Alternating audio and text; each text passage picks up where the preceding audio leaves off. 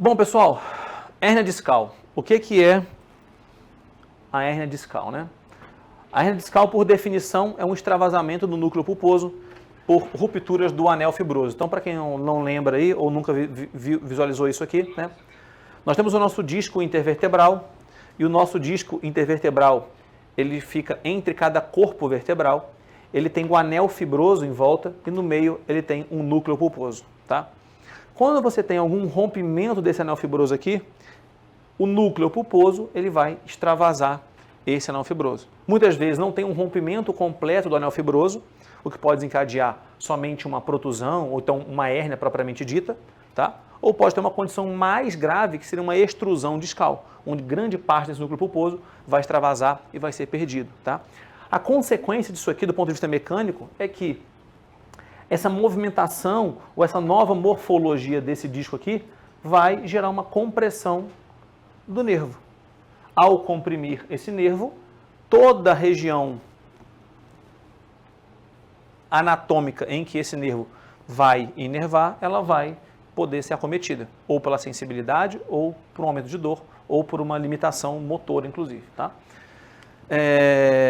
Aqui nós temos 3 condições de disco intervertebral, tá? Aqui um disco mais saudável, aqui um disco mais degenerado e aqui onde o bicho está pegando já, tá?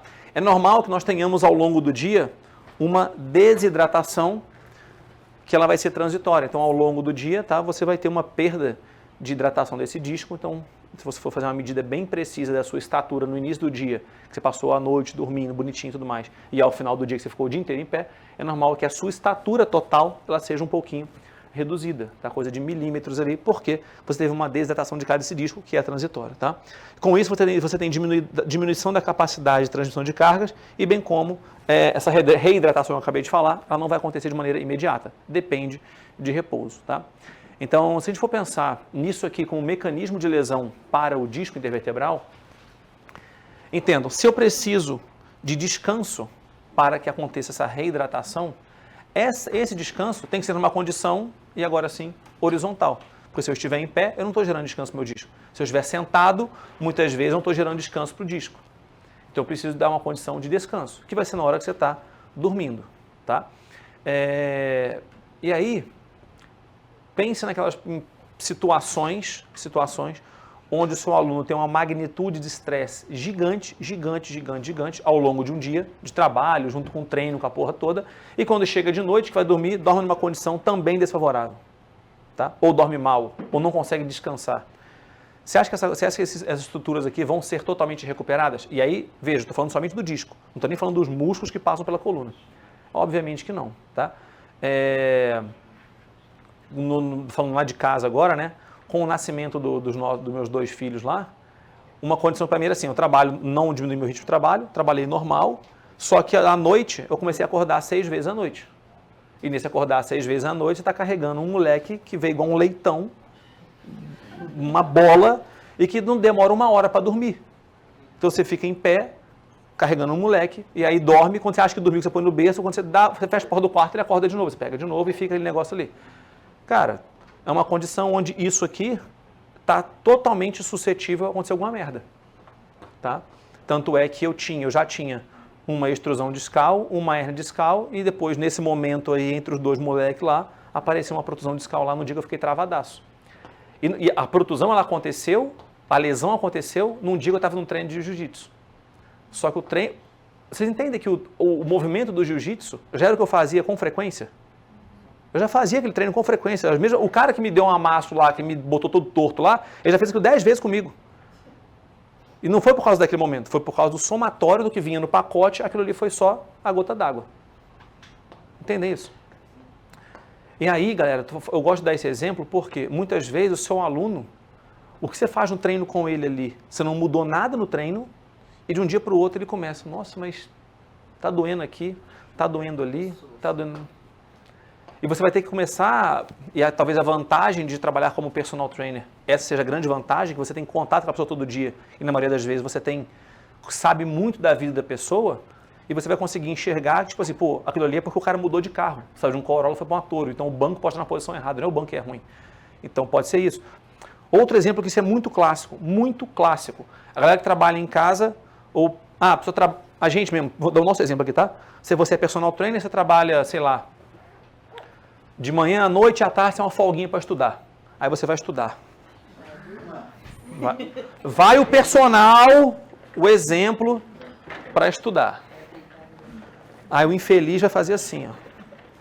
Ele está sentado lá na casa dele. Primeiro, que ele pode estar ele pode estar num sofá, aí ele vai, senta no sofá, cruza as duas pernas assim, né, assim, põe o notebook aqui e fica assim, ó, no sofá. Não é isso? Não é? Você acha que eu não faço isso? Dorme pra caralho. Aí fica ali 2 horas, 3 horas estudando. Pô, só de estudar tá maneiro já, mas porra, a posição tá uma merda. Aí você fala assim, não, mas a posição tá uma bosta. Não, mas eu não fico de perna cruzada, eu fico com a perna esticada. Só que você vai ver o sofá da pessoa, é aquele sofá que tem um assento curto, aí ela pega a poltrona de centro da casa. Tô descrevendo a galera aqui, né? E fica assim, ó. Se ela coloca só a pontinha do calçado lá, do pé lá no banco, concorda que tem um peso o tempo inteiro da sua perna aqui, empurrando o seu joelho para baixo, causando uma força aqui de hiperextensão de joelho?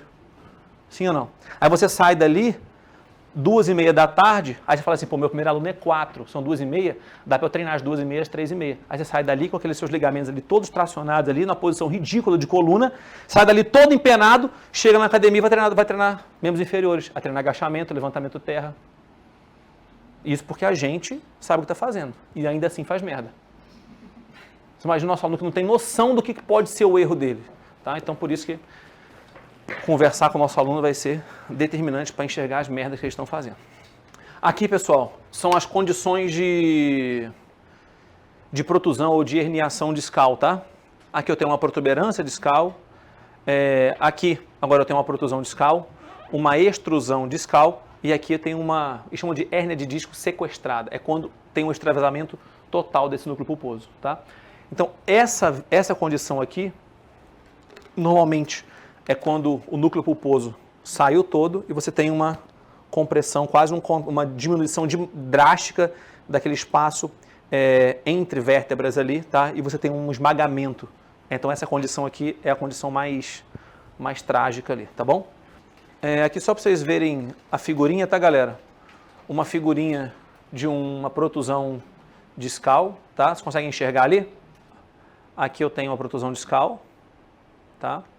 Aqui eu tenho uma extrusão discal e aqui eu tenho um sequestro discal, tá? Todos esses de L5 para S1, tá bom? Então, a hérnia discal, ela é uma condição. Outra condição que pode estar associada à hérnia ou não é a tal da dor lombar crônica, tá? O que é a dor lombar crônica, galera? Dor lombar crônica é uma dor na região lombar, obviamente, que permanece por mais de 12 semanas, tá? Então, essa dor que permanece por mais de 12 semanas, ela é considerada agora uma dor lombar crônica, tá? Na maioria das vezes, essa dor não está associada a um trauma pontual. Ela foi aumentando e foi ficando incapacitante ao longo do tempo. A pessoa não tinha dor, a dor foi aparecendo, foi incomodando mais, foi ficando mais intensa, foi tendo uma duração maior. Quando você vê, essa dor está por mais de 3 meses ali e não vai embora. Tá? Em geral, reparem que o livro aqui é o livro da Susan Hall, de 99, essa dor até 99, ela era quase que 70% na região lombar. Então, 70% das incidências de dor crônica eram na região lombar, nas dores de coluna. Só que depois de 2000, começa o boom dos celulares e computadores e tudo mais. O que acontece com essa frequência de dor aqui, ou essa incidência de dor? O percentual, olha isso agora, hein? O percentual da região cervical aumenta muito. Então, percentualmente, eu tenho uma diminuição da quantidade de dores lombares e um aumento percentual da região cervical. Só que o que a gente tem que lembrar aí? Por isso que eu frisei bastante percentual. Porque não necessariamente você teve uma diminuição da incidência de dores lombares. Você teve um aumento de dores na cervical. Percentualmente, isso vai dar um aumento de um e diminuição do outro. Tá claro isso ou não? Só quando eu falo de números absolutos, a mesma pessoa que tem esse, pode ter esse. E se você for pensar que os hábitos de vida que levam a isso, que é uma postura inadequada, sedentarismo, permitiram isso, pode ser que no pacote leve isso também. Porque aquela pessoa que fica sentada igual um anzol na cadeira, normalmente agora, hoje em dia, ela está com o celular na mão, com a cabeça pendurada aqui. Então vem tudo no pacote. Tá? Então, hoje em dia, temos uma incidência muito aumentada também da região cervical. Tá bom? Afeta 80% da população ocidental, tá? Sendo a terceira maior causa de invalidez ocupacional, ou seja, afastamento do trabalho. Tá? É a dor lombar crônica. Tá bom? Tem uma frase de um autor que fala assim, acho que do McGill, se não me engano, que 80% das pessoas têm, tiveram ou vão ter dor lombar crônica. Tá legal? Fatores, né, causais aqui podem estar relacionados à menor estabilidade da coluna, o que pode estar associado com fraqueza dos músculos profundos do core, tá legal? Especialmente multífido lombar e transverso abdominal. Menor estabilidade da coluna pela atrofia, ou seja, fraqueza também. Se tem atrofia, menor volume muscular, menor capacidade de produzir força, tá?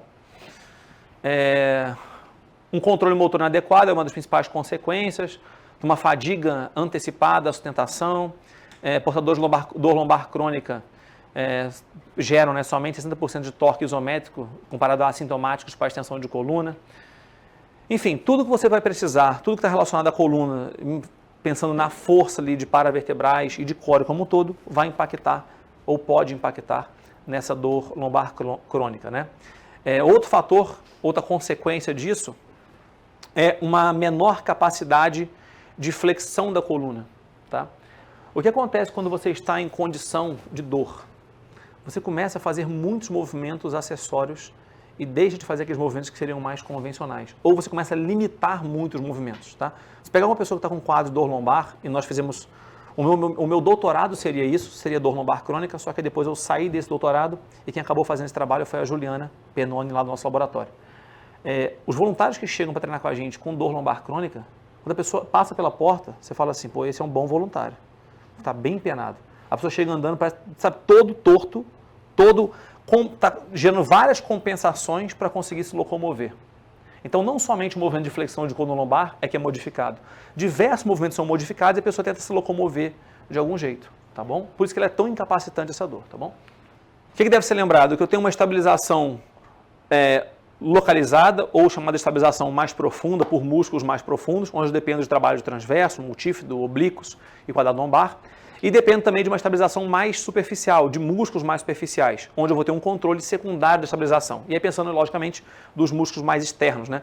Reta abdominal, oblíquo externo, eretores e os músculos do quadril. Todos esses caras aqui que compõem o core são determinantes para que você tenha mais força na região do core, obviamente, e que então você tenha uma redução da incidência de dor lombar crônica ali.